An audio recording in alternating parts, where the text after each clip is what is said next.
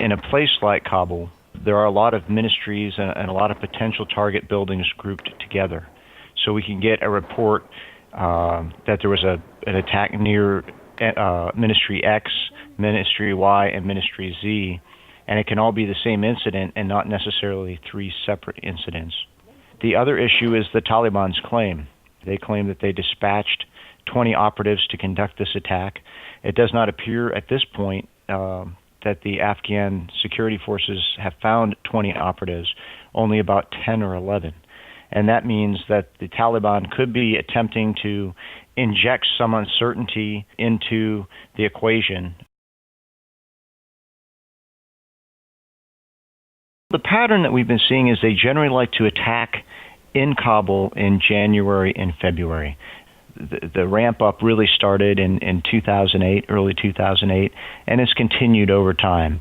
We've had armed assaults, we've had rocket attacks, we've had suicide bombing attacks, and so there have been a number of attacks in Kabul since early 2008. So far, the real difference appears to have been the reported use of vehicle bombs in this attack.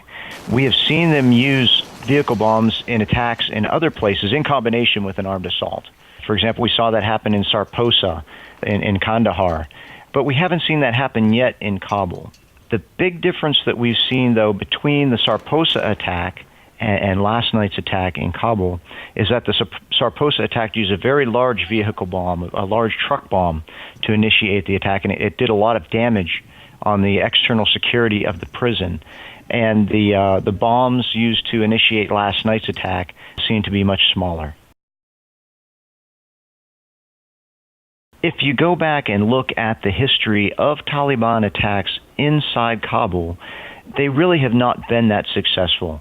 In this latest attack in Kabul, the objectives of the Taliban were, number one, to create a lot of casualties, and number two, to create a kind of a media circus or a media event like what we saw in Mumbai.